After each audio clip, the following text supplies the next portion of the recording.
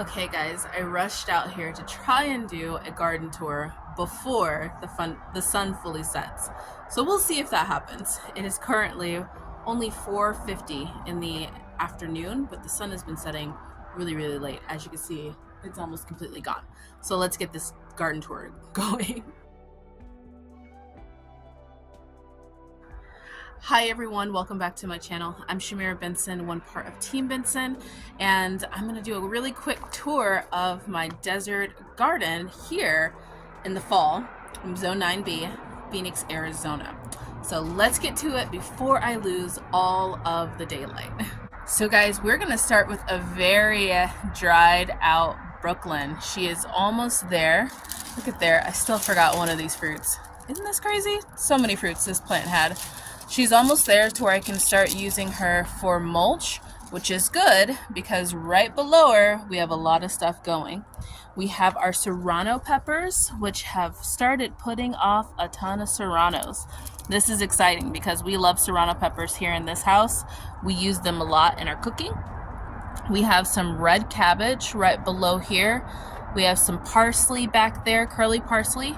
And then also we have some jalapenos, also a nice thing to have right now because we love jalapenos. Tons of flowers on there, so I'm excited for that. We have our Malabar spinach that I think I can probably hook it over here and it can start making its climb. I'm trying to do this one-handed, guys, and I don't want to break it, so I will wait on that. But the Malabar spinach can start making its climb up here.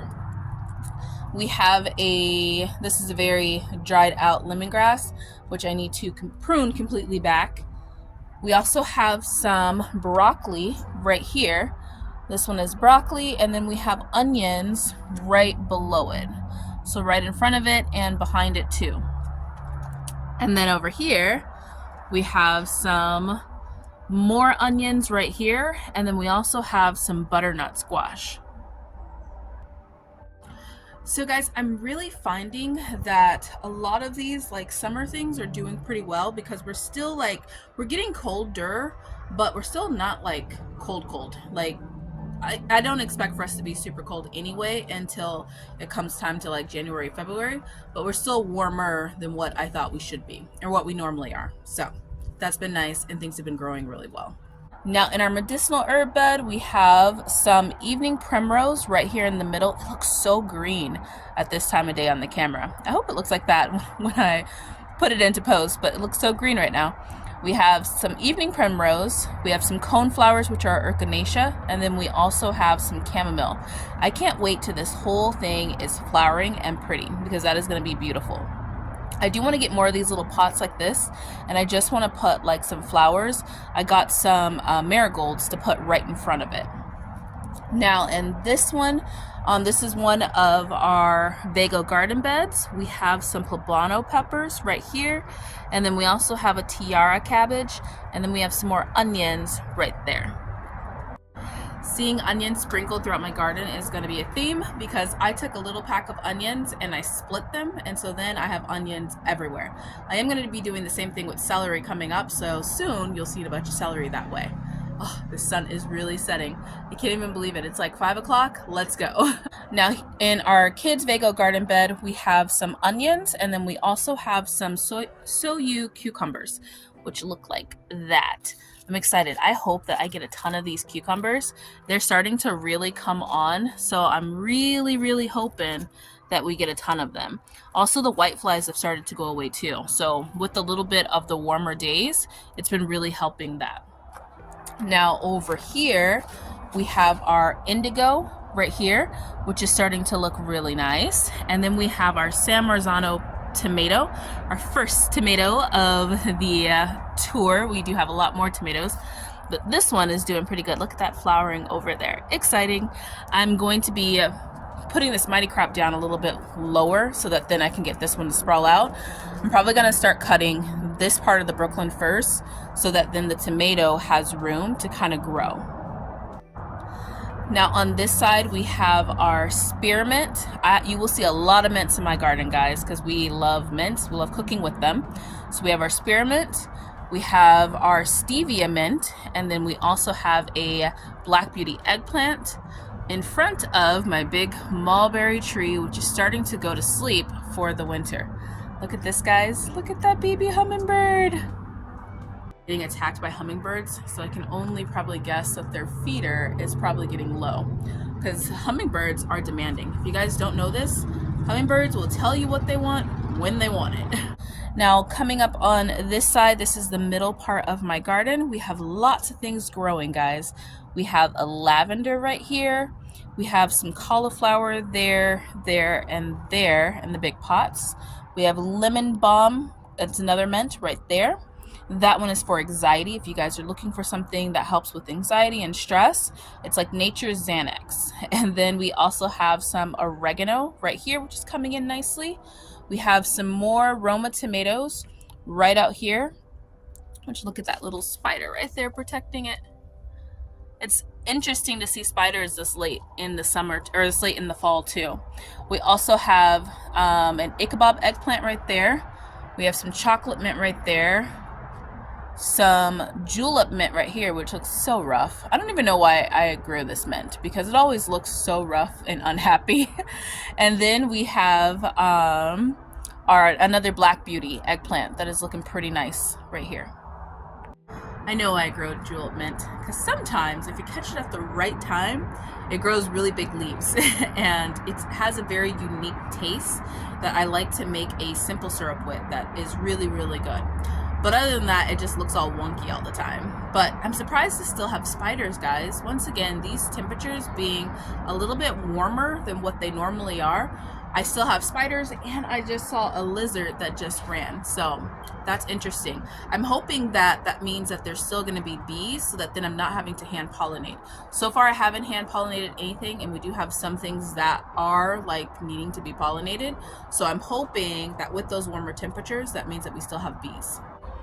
Now, the warmer temperatures also does mean that we still have beautiful basil that hasn't gone to flower yet. Although it looks like it might, nope, it's still going. So I'm gonna be trimming back this basil, guys, because I really don't want it to go to flower. We have our sweet peppers right here in the middle. Over here we have our red, yellow, and green bell peppers. And we have banana peppers and Carmen sweets is what it's called. Yeah, Carmen Italian sweets are in that one. And then we have some more onions right down here. Everyone's rushing to get home, so we don't have a shortage of motorcycles. Now back here we have one of our namesakes, Yuli. It's our grapevine. It's looking a little crazy, but she's doing okay. We also have our curry tree right here, which is so tall and beautiful. We have been using some of the curry tree for some hair care stuff. And then we have our dwarf Mexican lime, which I think needs to be composted, like get like some more compost with it, just because it is not flowering as well. And a lot of other people have limes, and I don't have limes. Now right below we have some Romas over here. We have one there, one here, and then all of this stuff is getting planted for sure this week now that we are getting into those days off. And then we have another Roma there, and then a Roma right here, and my biggest Roma right there, because that one gets the most sun. Now I do love growing my tomatoes. I start them at this time because it's not hot and they get a better start at life. If I can get them through the winter, which is usually typically all I have to do is cover them up a little bit and they go right through the winter, then I get a nice harvest during the spring, like late winter, all spring, early summer, and then I'm done before it's like 100 million degrees outside in Arizona and they're like bursting because they're so hot and full of water. So I avoid all that and have like a nice crop of tomatoes, and then I also get tomatoes at the same time that I get cilantro, which reminds me I need to plant cilantro. Okay guys, last stretch of my garden. Look at how beautiful it is. I think we can make it before the sun fully goes down. Now over here hiding we have some more Suyu cucumbers that are climbing up this arch. Look at those. I'm hoping these like really grow. and give me a lot of cucumbers, because I will love that. I've never had a suyo cucumber before, but I decided to grow them. I got them from the AZ Worm Farm, so we're gonna see what happens. And guys, would you look at this squash? Squash, summer squash is finally starting to look promising. We even have like some female summer squashes on there, along with the males have been flowering, but it's starting to look like we might actually get something going on. Yeah, see, there's even another one right over there. I cannot believe this, guys. We have been struggling with squash for quite some time, might I add. Now, we also have some kale. I wanted to grow a lot of kale this year. So I have 1, 2, 3, 4, 5. Now, 5 kale may not seem like a lot, but this is dinosaur kale. It's not your average kale, guys. This one's gonna get pretty huge. We have our Chinese cabbage right here in the middle. And then we also have our bok choy. We have regular bok choy, and then we have pak choy in the back, and some collard greens, some Georgia collard greens right here. Now, I do want to mention that my pak choy and my bok choy are starting to get some aphids. As you can see, there's a couple. I rinsed them today. I'm going to go over a video on what to do, because with those warmer temps, I'm getting aphids. So, and I'm getting them on these. The rest of them are doing fine. Like, I'm not getting them on my greens, which normally I don't, but my pak choy and my bok choy, they are. And then right in front, we have tons of spinach. I'm so excited about this. So guys, those aphids are coming with those warmer temps. Now, normally I don't even have to deal with that at this time of the year, but it's been pretty warm. Like, it was probably in the 80s, like high 70s, low 80s today, where, I mean, we're in t-shirts and shorts. So I'm getting that on my greens. Now, you can't just like cover up like those greens, you know, like to make sure like if it was like a cabbage looper or something like that, which the moths, it's still too cold for them to be out. But if it were the moths, I could just cover it up. Aphids, on the other hand, are brought in by ants, and ants can get into anything. So I just rinse them off with water. Like I said, I'll do a big, longer video on this, and I have done a longer video on it, but I don't use sprays in my garden. These hummingbirds are all over the place, guys. I don't use sprays in my garden, but using water does help. And lastly over here, excuse all the potting soil, we are going to be filling up those pots. But we have our spinach tower growing right here with some lettuce. I'm gonna be adding to this. I have some more lettuce that feel like everyone's on a motorcycle, but I have some more lettuce that I wanna add. So we're gonna get a couple more on this tower. My flowers that I got, they're dying. I just realized that they were in a small pot and they were sitting in a whole lot of water, so maybe that's what it was, but yep, they died, my mom's. And then I have in my cascading garden bed. Guys, I will never film a video at this time again. This is the noisiest this city has like ever been. And I live right next to a busy street here in our city house, and it is loud right now, like so super loud. I don't know if you guys heard the ambulance, and now here comes another motorcycle. But let's get done, we're losing sun. So in our Vego garden bed, we have some parsley right here. We also have some rosemary. We have some thyme. That one is a regular or lemon thyme.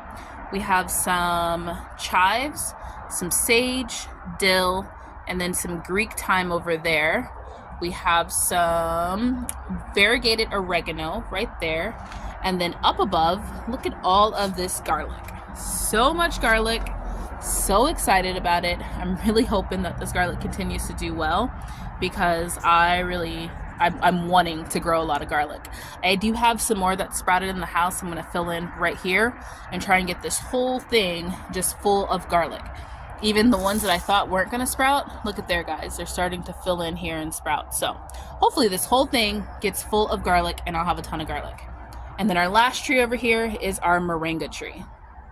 Okay guys, that was a super quick garden tour, but I didn't want to wait a whole nother week to show you guys the progress, because we have so many things that are fruiting and getting ready to where we can actually start to harvest again. We haven't had a harvest video in forever because it was so hot and we didn't have a lot going in our garden. So I'm going to be filling the rest of these pots this week because we have days off, which are nice. So I'm gonna be filling the rest of the pots and getting some more stuff out here. We're missing potatoes, carrots, celery, a whole bunch of other stuff. So if you guys are gardening in your gardens, let me know. Comment down below what you're gardening. And until next time, grow yourselves a garden, because even a small space can provide you with tons of food. Bye guys.